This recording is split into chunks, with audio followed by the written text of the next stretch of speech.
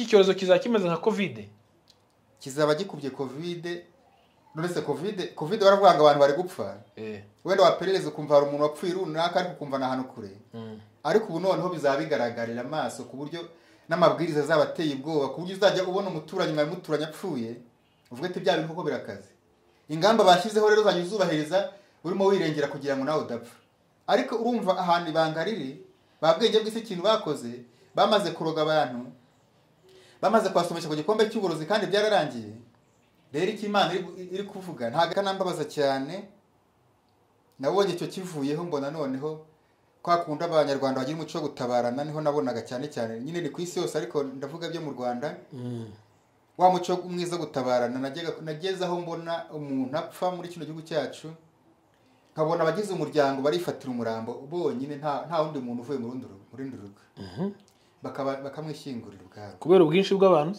kubera ubwinshi bw'abantu bapfaga mbona ni ibintu biteye umubabaro rero mbona biteye agahinda gakomeye cyane niyo mpamvu ijambo ry'Imana avuga ngo numva ijwi ry'Imana ariko kumanga umutima wawe winangiriye umunsi birashoboka ko abantu izo nkingo bazifashe ziri mu ubwo burozi batazi ibyo ari byo bazi ko ari ukwikingira uburwayi kandi koko abantu benshi koko niko byari bimeze bari bazi ko bari kwikingira icyorezo bitewe n'uburyo byari birimo bivugwa mu itangazamakuru ariko uragira nkubwire ngo nimba ukibasha kumva ijwi ry'Imana nimba ukibasha kumva ijwi ry'Imana ryongora umutima nama wawe ukabasha gutekereza ko mu ijuru hari Imana nagira nkubwire ngo shakisha Uwiteka bigishoboka kabonwa mwambaza kiri bugufi wiyegurira Imana yega imibiri ishobora gukorwaho nyine kubera ko nta utwize tubigiramo uruhare twebwe ariko naho imibiri yakorwaho ariko ugapfa upfire mu mwami byageze mu gihe cy'umubabaro tugeze mu gihe abantu bagiye kubona ibyamaze tugeze abona tugeze mu gihe gikomeye cyane ku buryo Imana iramutse ikoze umwana w'Imana ku maso ikamuha ipica y'ibigiye kuba hano imbere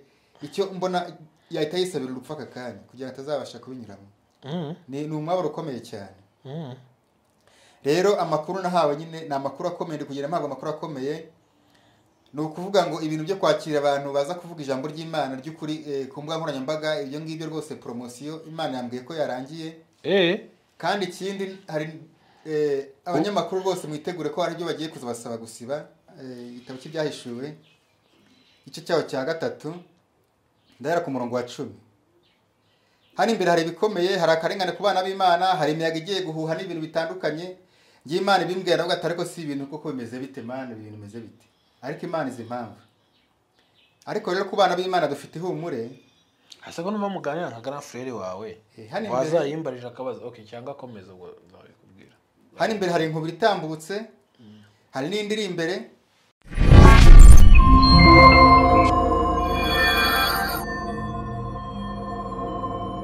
Bakunzi b'Ihumure TV muraho meze neza igitondo cyiza umugoroba mwiza igicamunsi cyiza biraterwa n'amasaha muherereye nk'ibisanzwe ndikuzo Emi hanyuma rero muri iyi minsi abantu bajyaga banyishyuza ubutumwa bwiza ngira ngo ndi kububaha ko hari message Imana kugenda itanga ntago n'igihe nyine ndi kumwe n'umugabo mutigeze kubona rimwe ntago ari ubwa mbere mumonye ku Ihumure umunsi yagarutse umeze neza Patrick ndashima Imana reka dushima Imana ko turi amahoro hanyuma tuginjire mu kiganiro ariko ndabanza gushimira abantu bose bakoze subscribe mwarakoze cyane nawe utarayikora uyikore tubane muri biganiro byacu hanyuma nekereza ko gusangiza abandi cyangwa gusharinga iyi video n'umugisha kubera ko urimo uratanga message nawe cyangwa uri kudufasha guhanura ntacyo bitwaye ikibi no guhanura ibibi ariko yuhanura ibyiza se hari ikibazo iyo watura ibyiza bikakuva mu kanwa abarisaba nayo rero udufashe guhanura wature ibyiza hanyuma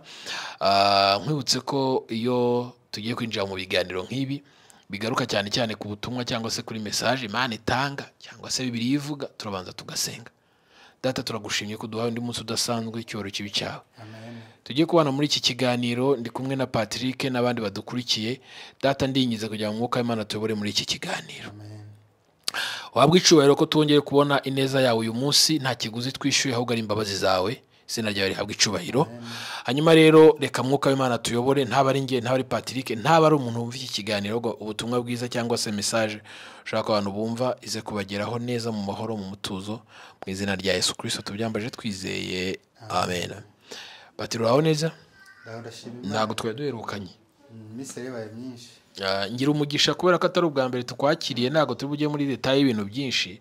Ndashaka tugezeho message Imana iguhaye. Yesu ashimwe abavandimwe, Amina. abakunzi b'Ihumure TV ndabashihuje, amahoro y'Imana bane namwe mwese. Amen. Nari mbakumbuye cyane. Rero tugeze mu gihe gikomeye cyane, turi mu isaha isoza amateka y'isi. Abana b'Imana bari maso, Imana iri kugenda ihishura ibintu bikomeye cyane, Imana iri kugenda ihishura ibintu byinshi. Ku buryo ngiye nshingiye ku butumwa Imana iri kugenda impa muri iyi minsi, hari igihe ntekereza ubuzasohora mbere, ubuzakurikiraho, nkumva nyine biragoye nyine, ariko ibyo tubasha gusobanukirwa nk'abana b'abantu bari ubwiru ku Mana, Imana yo nibizi ukuntu bizagenda bikurikirana.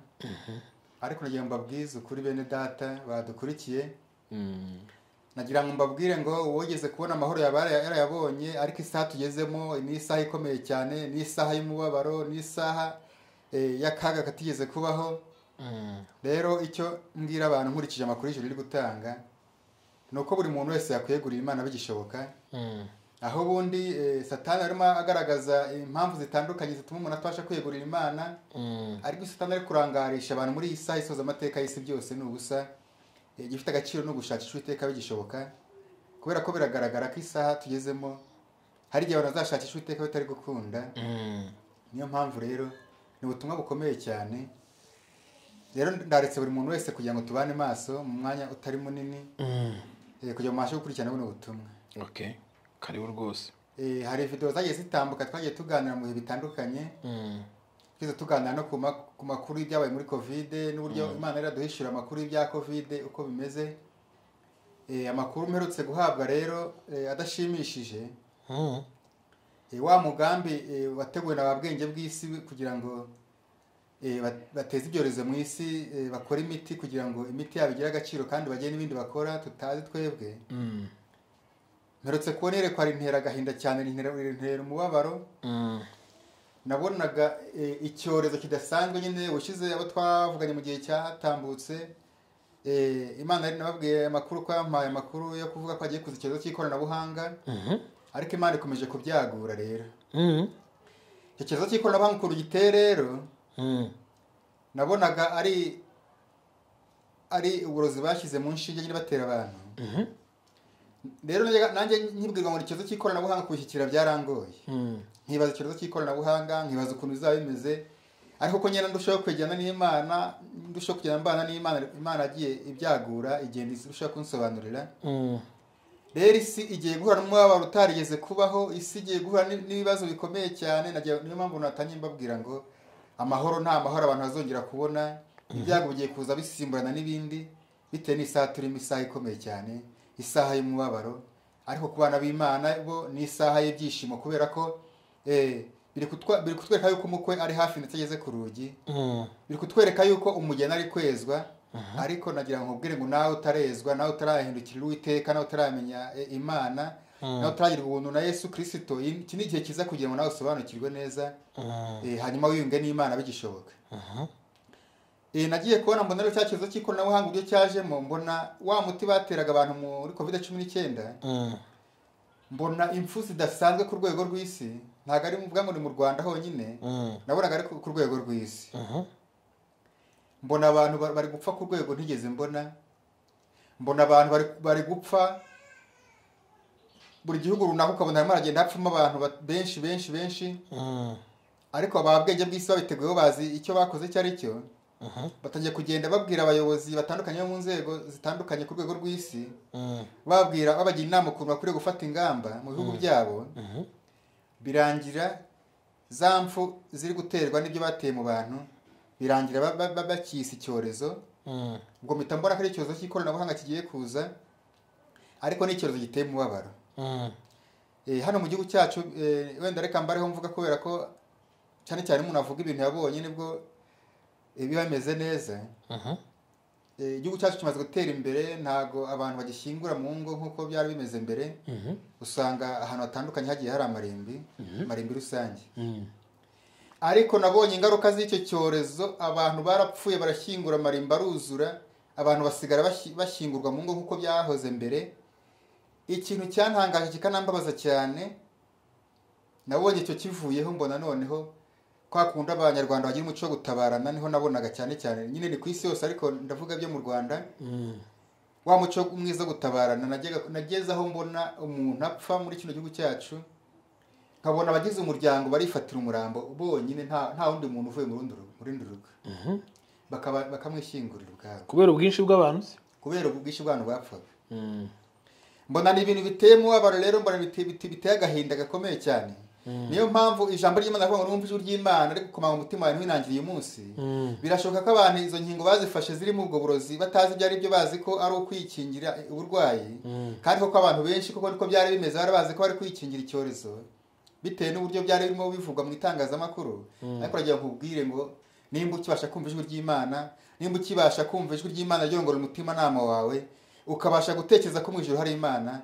nagira nkubwire ngo shakisha Uwiteka bigishoboka kabonwa mwambaza akiri bugufi wiyegurira Imana yega imibiri ishobora gukorwaho nyine kubera ko nta twize tubigiramo uruhare twebwe ariko naho imibiri yakorwaho ariko ugapfa upfire mu mwami Ibyahishuwe 14 murongo wa 13 ngo hahirwa wapfa wapfire mu mwami mu mwuka nawe ngo yego baruhuka imirimo yabo n'imihati yabo kuko imirimo yabo bijyanye n'abaherekeje rero muntu w'Imana uteze amatwi kino kiganiro ukaba ufite amatwi yumva neza kandi ukaba ushaka ubugingo buhoraho yegurira Imana bigishoboka kuko hano imbere hagiye guca uwambaye hano imbere tugiye kubona ibintu bidasanzwe tugiye kubona ibintu bitandukanye bisimburwa n'ibindi iby'imiyaga mwaragiye mu byumva hagiye kuba ibintu biteye ubwoba n'impamvu navuga ngo ntago nzi bizabanza ariko Imana iri kuvuga ngo buri muntu wese nashakisha Uwiteka bigishoboka yiyegurira Imana ibyo turi guhirimbanira n'ubundi abantu bagiye kubisiga igifite agaciro n'ubugingo bantu b'Imana Imana yampaye amakuru atandukanye hari andi makuru nahawe yo mu gihugu cya Belgique nagiye kubona mbona muri icyo gihugu mbona ikirere cyaho harimo ikintu kimeze nk'ihema gitwikirije hafi y'ibicu nkabona abana b'Imana muri icyo gihugu bari gusenga amasengesho ntabwo ari kurenga kuri icyo kirere mbwirwa yuko muri icyo gihugu abana b'Imana bagiye guhura n'ibintu bikomeye cyane abana b'Imana rero bariyo musengere kwezwa musengere ubugingo bwanyu abari mu Bubiligi ni abana b'Imana nabwiwe bari mu gihugu cy'Ububiligi bafata ibihe bidasanzwe byo gusenga nabonaga mu kirere cyo mu Bubiligi harimo ikintu kimeze nk'ihema cy'umukara mbona batazamuritse inshingo rirenga aho hantu ndabwirwa ngo nabo mbabwire bajye ku mavi basenge Imana ibarengere Imana batabare rero Imana imaze iminsi mu makuru atandukanye kandi akomeye Imana yongeye kumbwira yuko igihe abantu bari barahawe cyo gutambutsa ubutumwa ku ikoranabuhanga iyo promotion Imana yari yaratanze ishoje bya birashoje kandi Imana yongera kumpa amakuru avuga ngo hari ibitabo tugira dusoma Bibiliya yera ndetse n'ibindi byitwa umwuka w'ubuhanuzi ibyo bitabo nabyo Imana yanyeretse abantu nabonaga ari mpuzamadini ariko mbonera kumwe n'izindi mbaraga nyine za leta bari kugenda mu ngo z'abana b'Imana bagenda babambura ibyo bitabo rero bana b'Imana nimugerageze mwongereho byo kubana n'Imana mwongereho byo kwiga ibyanditswe byera kandi musabe Imana rwose ibyanditswe byera bive mu nyuguti ahubwo ujye ku nkingi y'umutima kuko ibitabo byo bagiye kubitwara ariko abanyarwanda bajya bavuga ngo inkoko yamize ntabwo iruka bagiye gutwara Bibiliya bazitware Bibiliya bagiye kuzitwara kabaye ibitabo by'umwuka w'ubuhanuzi bagiye kubitwara ariko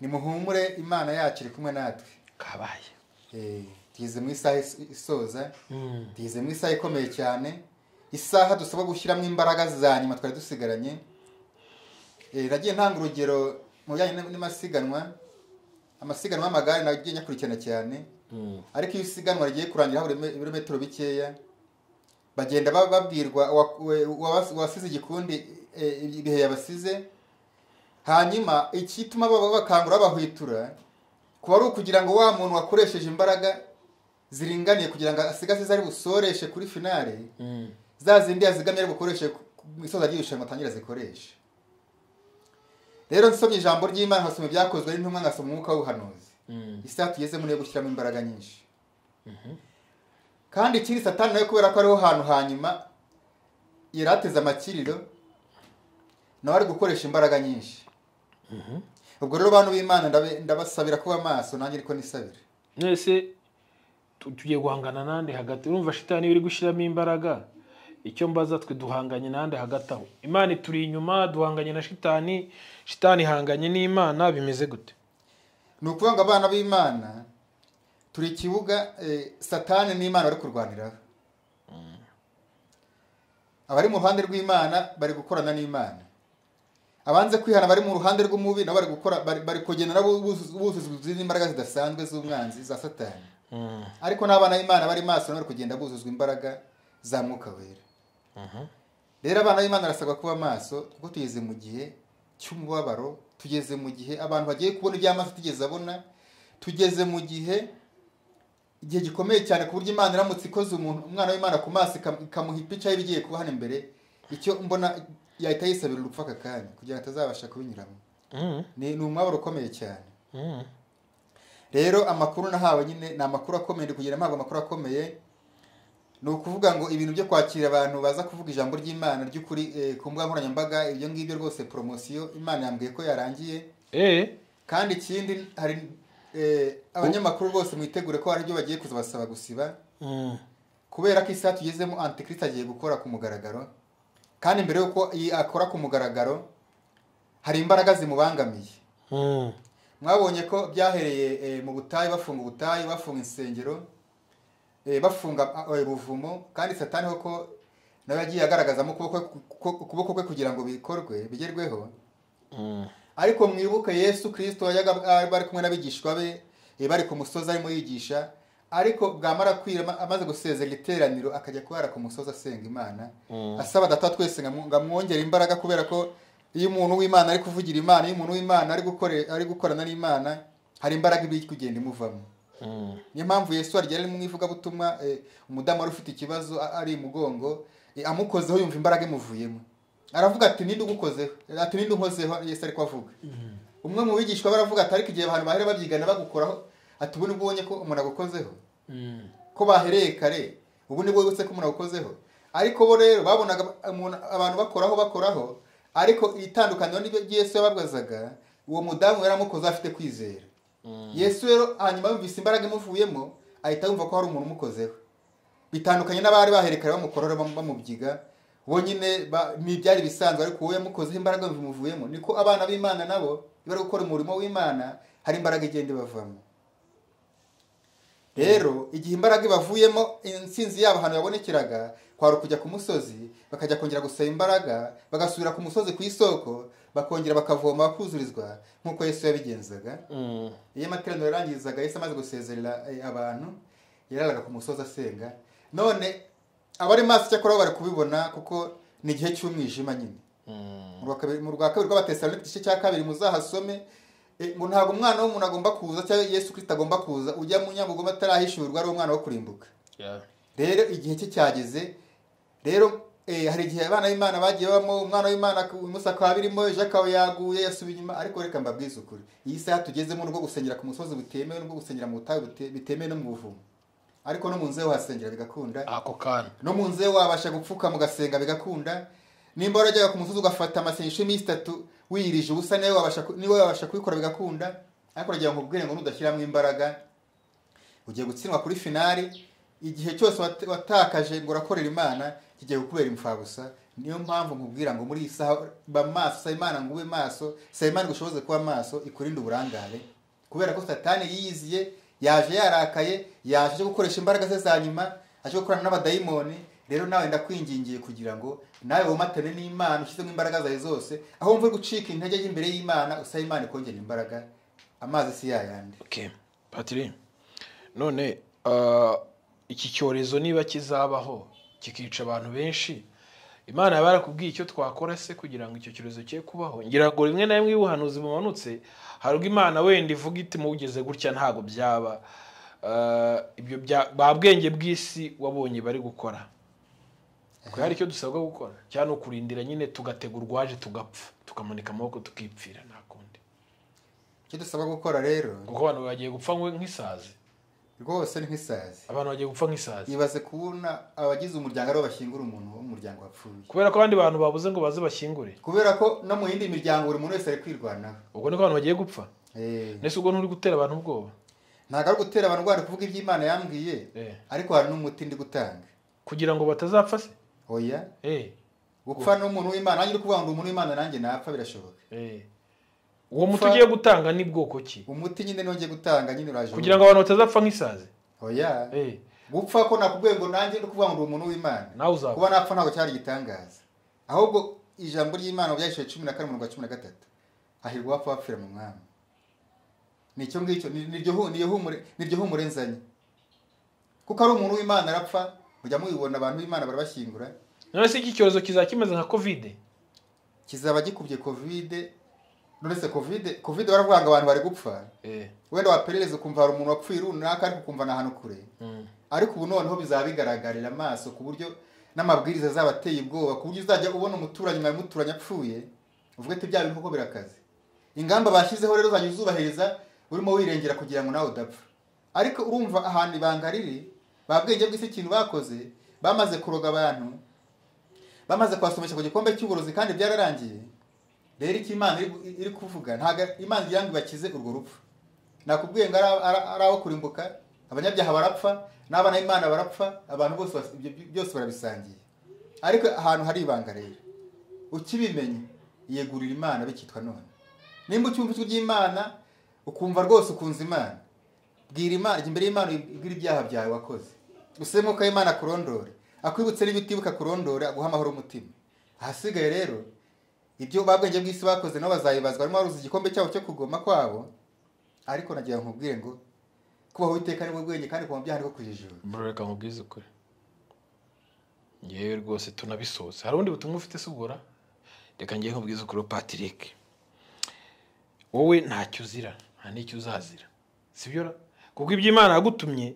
urabivuze sibyo hanyuma bakora icyo cyorezo nabo ni yabaremye sibyo niyo yabaremye nanjye uri gufata iki kiganiro niyo mugenzi wanjye uri gucyumva twese twagiye guhumuka twisanga mu isi tumenye ubwenge turi hano sinjye wahisemo kuvukira aho navukiye nawe ntiwabihisemo cyakoze icyo wahisemo no kwambara iyo shati nanjye icyo nahisemo no gukora uyu mwuga wo kugira umunwa munini nkavuga sibyo ariko ibi byo kwisanga mu isi nta ruhare nabigizemo sibyo uyu mubiri rero ikisi izawukoresha cyose nagira ne ubu nabitegereje icyo mumbwira ngo tumenye Imana nano dukurikiye bakwiye kumenya Imana urumva uko byagenda kose ubihakana arabihakana ubyemera arabyemera ntituzi niba ari byo cyangwa atari byo sibyo kuko ntabwo iraza ngo ihagarare mu kirere turebe n'amaso itubwire ngo munkurikire cyangwa mu birore wapi ibituma umugabo we kabigutuma nanjye kabintuma ngo mbibwire runaka mbona akambonaho umusazi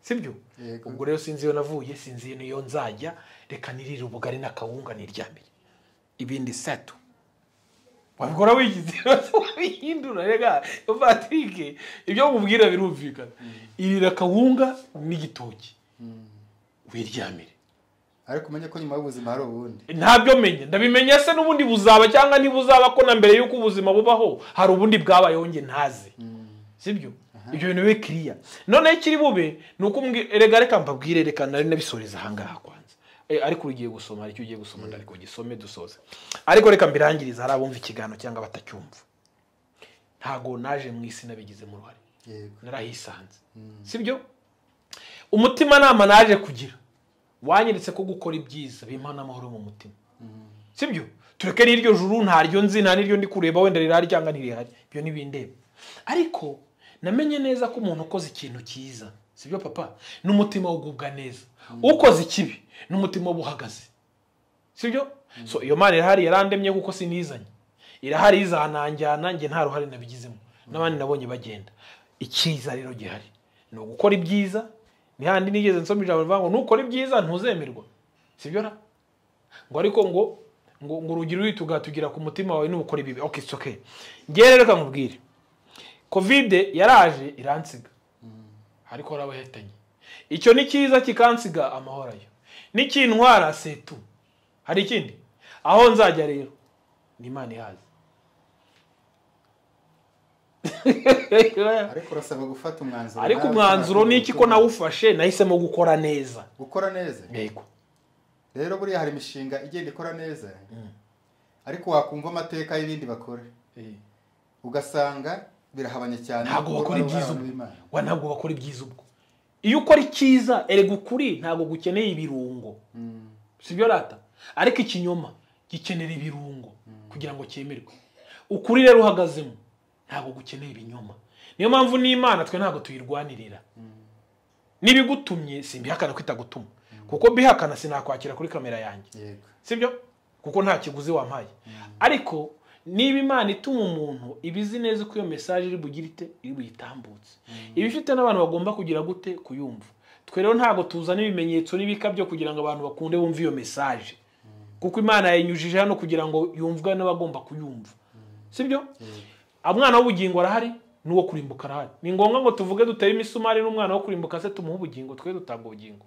twe dushimira no gukora ivuga butumwa dusomera ubutumwa bwiza papa twitahire gusa kubwo magambo uvuze mu butumwa bwiza bwa Yesu kwanditswe na Mateyo 7 umurongo waho 21 uravuze ngo nkoze imirimo myiza gukora imirimo myiza ntabwo ari ikimenyetso cyerekana ko uri umuntu w'Imana ariko ngende w'Imana kuko niyo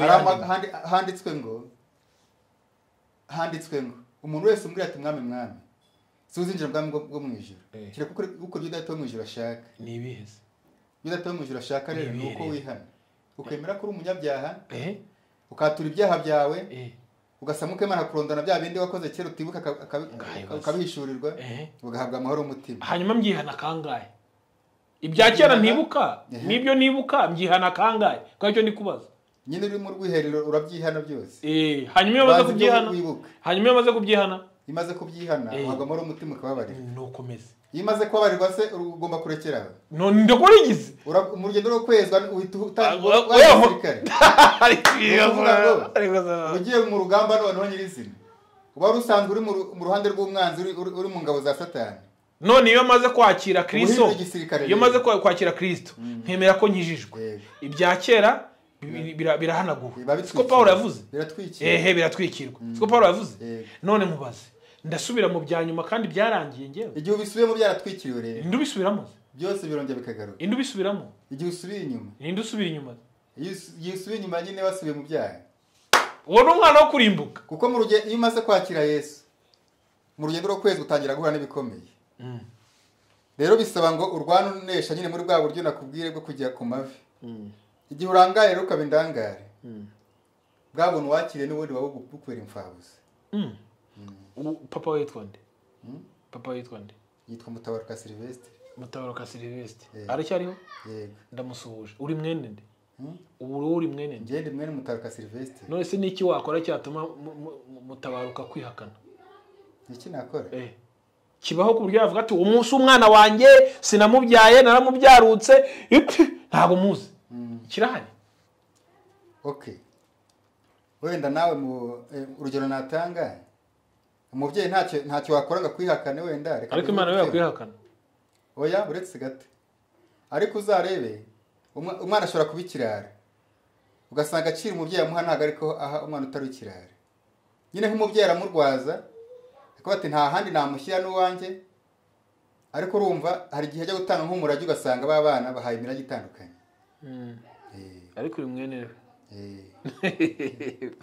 ubwo rero Imana yashyizeho yadushyize ahantu mu ruzitiro yadushyize ahantu mu rugo ishyiraho uruzitiro itubwira ko tutagomba kurenga uruzitiro ni amategeko y'Imana ntago ngerwa ntarwana ariko se sintwarwa n'amategeko nimba leta za hano mu isi zishyiraho amategeko wayica ugahanwa none abisha amategeko bagomba gukorwa iki hanyuma Imana dukorera mu ijuru iyobora abo bose none uje gufasha abantu uje gufasha abantu gukurikiza amategeko y'Imana barayinaniye wanjye ni inama ndi gutanga nkurikije isoma byanditswe byiza ngatanga inama dusoza reka nsome ya magambo ariko icyo nkubwira cyo mufite akazi katoroshye cyo Imana izambare bahembe kuko mufite akazi katoroshye pe abantu bananiye Imana kuva ku bwa Adamu na n'ubu barayinaniye urajya guhagika n'abantu wabaretse bagapfa bagashira ubu cyacu ni gukora ivuga butumwa tugakiranira Imana n'abantu tukagaragaza yuko amategeko y'Imana ashoboka nubwo Satani acibwa mu ijuru yagaragazaga yuko adashoboka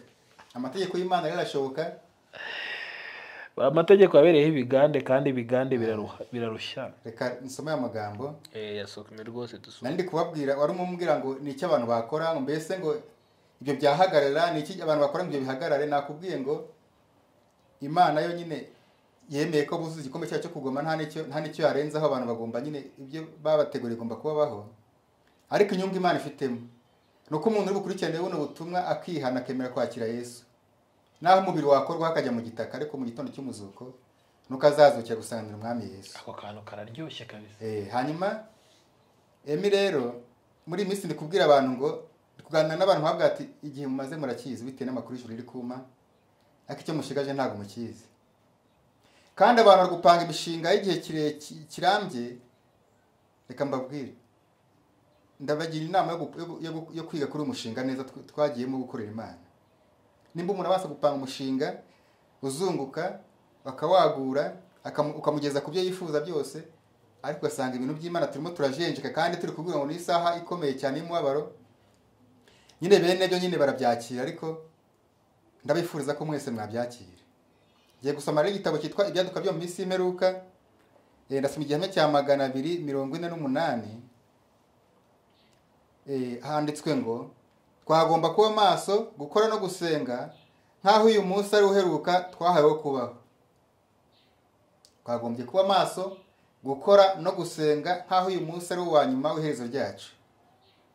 Ubu ndamutse menye ko uyu munsi ari uherezo ryanjye, imigambi yanjye nari mfite ku ruhande yarekwa, ahubwo nka wa mushinga wo gukorera Imana nkaronge nshyira imbere kugira ngo nzabashe kugira iherezo ryiza. Iki ni igihame gikurikiraho ngiye gusoma, ni igihame cya 250. Ngo buri gitondo mujye mwiyegurira Imana hamwe n'abana banyu, muri uwo munsi mwe kwibarira amezi n'imyaka, ibyo si ibyanyu. Mwahawe umunsi umwe mugufi gusa, mwawuhawe nk'aho ari ryo herezo ryanyu, ku isi. Amasaha yawo muyakoreremo shobuja, imigambi yanyu yose muyishyire imbere y'Imana kugira ngo isohozwe cyangwa irekwe hakurikijwe uko ubushake bwayo buri. Burumva buri gitondo. Reka mbabwire tugeze mu isaha ikomeye. Buretse n'ibyo by'icyorezo n'ibindi biraje, ariko rege nkubwire ngo nubona bukeye amahoro, jya ujya imbere y'Imana ushinganisha ubugingo bwawe, uvuga ati naho uyu munsi nava mu mubiri ariko ngomba kuva mu mubiri nyiringira. Isomo rero ngiye gusorezaho riboneka muri Zaburi ya 90:12. Handitswe ngo twigishe kubara iminsi yacu, uburyo butuma dutunga imitima y'ubwenge. Tugeze mu isaha isoza. Iryo jambo ryo ntago hitura, kuko umuntu asomye iryo jambo ndaharyama. Dawidi yavuze amagambo akomeye. Nako soza tuzabigarukaho. Ngo twigishe kubara iminsi, twigishe kubara iminsi yacu kabisa, uburyo butuma dutunga imitima y'ubwenge. Ako kantu ugasomye ukakumva neza ntibihagije, ni ngombwa gusoma Bibiliya yose. Reka igitabo cy'Ibyahishuwe igice cyaho cya 3 ndahera ku murongo wa 10. Hano imbere hari ibikomeye, hari akarengane ku bana b'Imana, hari imiyaga igiye guhuha n'ibintu bitandukanye. Ngiye Imana ibimbwira ngo atari ko si ibintu kuko bimeze bite Mana, ibintu bimeze bite, ariko Imana izi impamvu. Ariko rero ku bana b'Imana dufite ihumure. Hasa ko numva muganira nka grand frère wawe, wazayimbarije akabazo cyangwa akomeza ubwo nzabikubwira. Hano imbere hari inkubiri itambutse, hari n'indi iri imbere, kandi icyo cyorezo kije kugabanya abantu batuye isi, abasigaye bagiye guhita buzurizwa mu ikoranabuhanga rizatuma bagenzurwa. Ariko Imana yarinze abana b'Imana mu gihe gishize, n'ubu ngubu gutanga isezerano ko izongera kubarinda, ariko abari maso. Ikimenyetso cy'ikoranabuhanga nyine bwa buryo bwo kugenzurwa, nicyo cyorezo kigendereye. Ariko urumva bamwe bagomba kugabanwa ku isi bakava mu nzira, abasigaye bakagenzurwa. Ariko abana b'Imana bari maso bashimikiriye, batari mu burangare n'ubunenganenzi. Hano hari amagambo y'inkomezi, Ibyahishuwe 3 ndagiye guhera ku murongo wa 10. Handitswe ngo kuko witondeye ijambo ryo kwihangana kwanjye, nanjye nzakurinda igihe cyo kugeragezwa kigiye kugerageza mu bihugu byose, kugerageza abari mu isi. Ndaza vuba, komeza icyo ufite hatagira ugutwara ikamba ryawe. Unesha nzamugira inkingi yo mu rusengero rw'Imana yanjye, kandi ntazasohoka ukundi. Nanjye nzamwandikaho izina ry'Imana yanjye n'iry'ururembo rw'Imana yanjye, ari rwo Yerusalemu nshya izamanuka iva mu ijuru, ituruka ku Mana yanjye, kandi nzamwandikaho izina ryanjye rishya. Isashimwe. Amen. Kandi Yesu ngazamwandikaho izina rye rishya. Ngo ufite ugutwi niyumve iby'umwuka abwira amatorero. Amen. Ngo unesha rero, ni uri kugendera muri za nzira nyine ijambo ry'Imana ryemera, uri kugendera mu mahame nk'uko yanditswe, uwo nguwo ngo unesha akagendera mu mahame y'Imana nk'uko ari, ngo Yesu ngazamugira inkingi yo mu rusengero rw'Imana ye, ngazamwandikaho izina rya Data wa twese uri mu ijuru, ngazamwandikaho izina rya Yerusalemu nshya izamuka kuva mu ijuru, ngazamwandikaho izina rya Yesu Kristo mu ruhanga rwe. Kandi ngo ufite ugutwi niyumve iby'umwuka abwira amatorero. Akoze cyane Patri, reka mvuge ngo Imana iguhe umugisha rero. Abashimiye, murakoze. Buriya ubutumwa uko butambukije ariko Imana ishaka ko butambuka bukiza ubwo bwagombaga gukiza. Si ngombwa ibintu byinshi, si ngombwa bikuvune. Hari abajya kurwana Imana ukabona bafashe n'imihoro, nta bene wacu ujya wumva ngo niba bari biyiturukizaho ibisasu ngo bari kwica abakafirisi. Rero ibyo nibyo nkubwira. Hari n'abo mu idini wanyu bazi kurwana rwose, bakarwana ku idini cyangwa ku isabato, n'ahandi ukagira ngo Yesu yahindutse isabato, ukagira ngo amategeko yasimbuye ibintu byose. Ubu nta bugingo, nta mategeko niyo tugiye kubahiriza. Ariko kimwe cyo mbabwira, sibyo? Uwamanutse akava mu ijuru akaza kumena amaraso, yari afite uwo yashakaga.